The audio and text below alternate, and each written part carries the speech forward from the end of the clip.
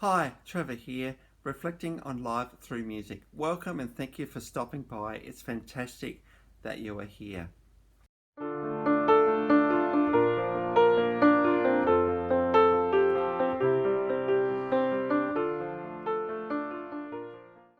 Well, I trust you enjoyed my last video on the artist Carman.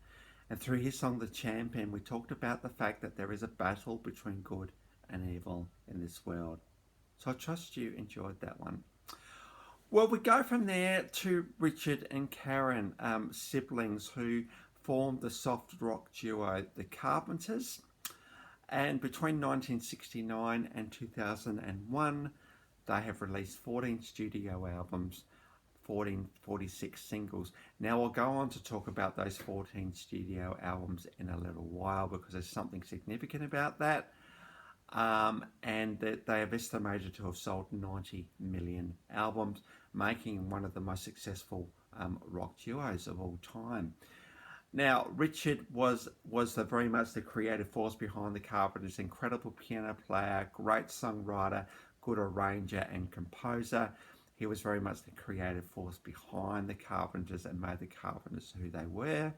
And Karen, who, and I'm going to use the word distinctive here, she had a contralto voice. It was a voice that was a bit lower.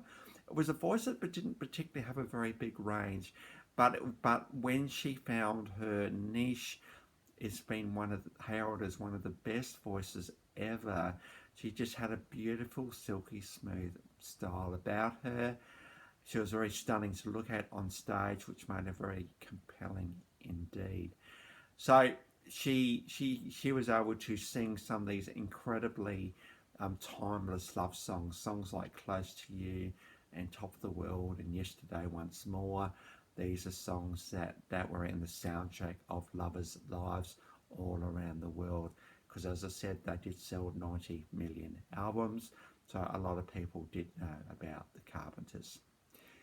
Now, they are 3 times Grammy Award winner, and 2 of their songs have been inducted into the Grammy Hall of Fame as being of significant cultural influence.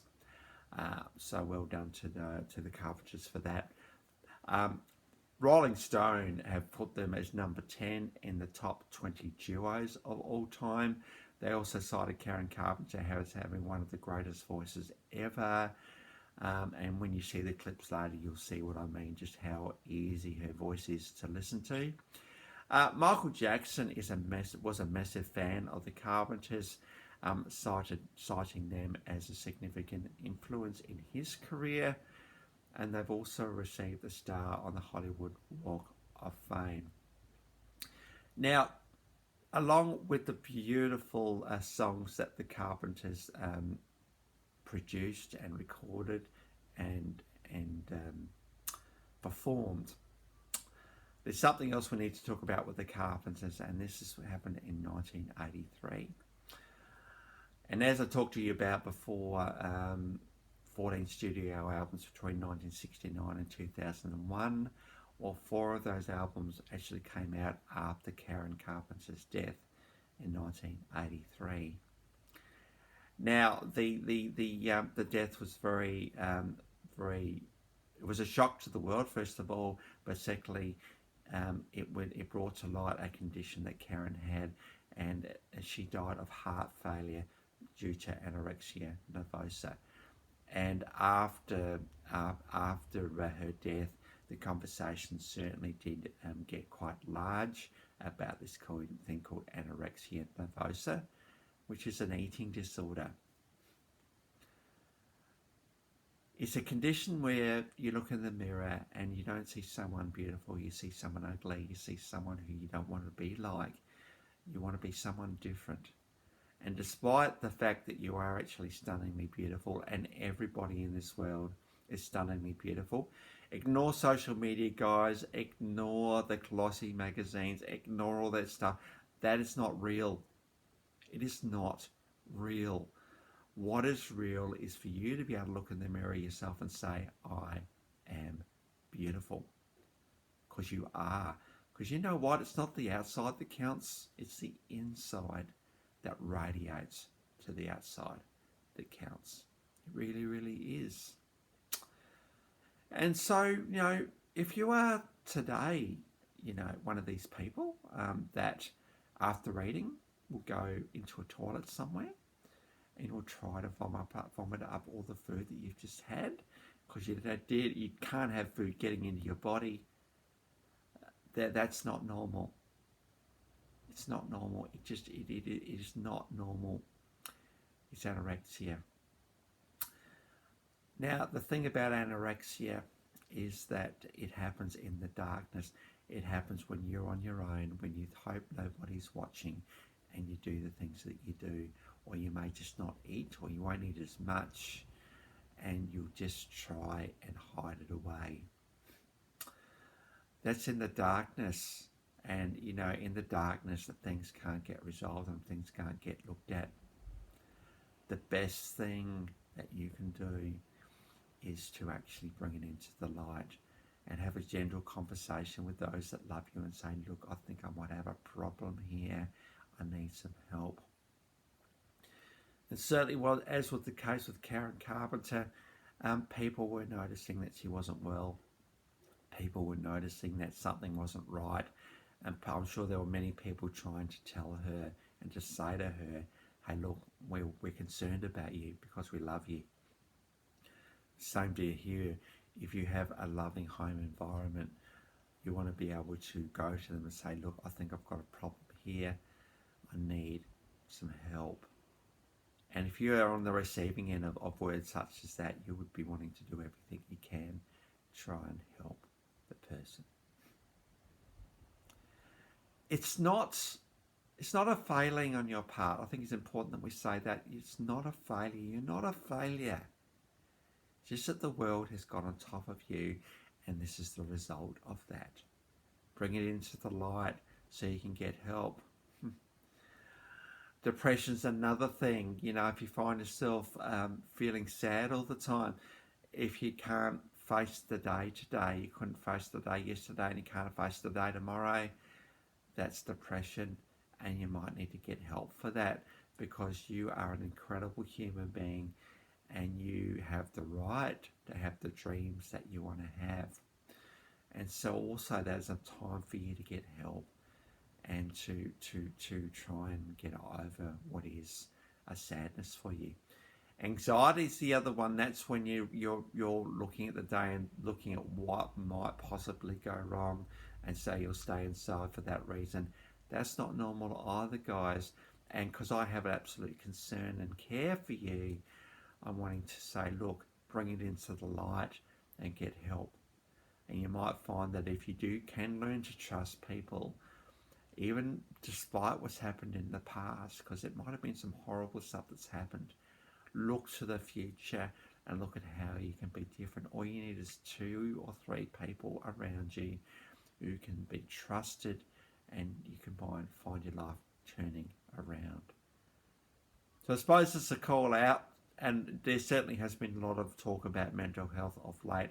This is a call out and say, hey, bring it into the light where it can be looked at, where you can be helped, as opposed to it being just you on your own. And hopefully the world can turn around for you, because you deserve the world to turn around for you.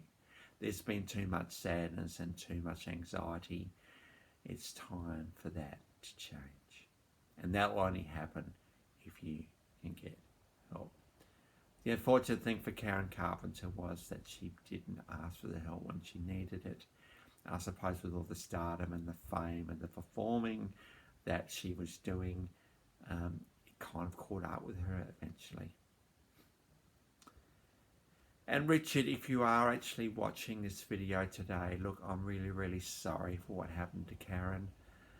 You must think often about it. I'm really, really sorry that that happened.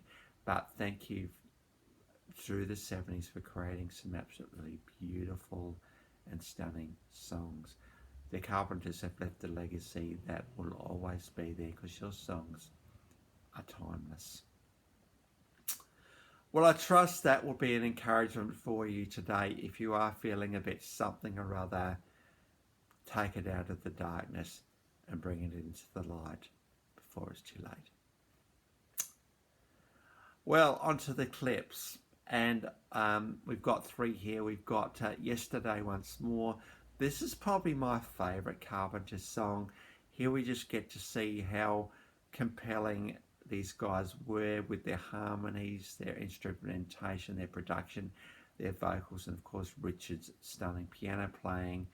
We just get to see that the Carpenters were an all-round compelling act indeed. That's a live version. That came off the Now and Then album from 1973. We've also got one of their other classics, Close to You. This came off the album of the same name in 1970. This is also a live version, so you'll get to see what I mean by how beautiful they are as performers and how great Karen's voice was.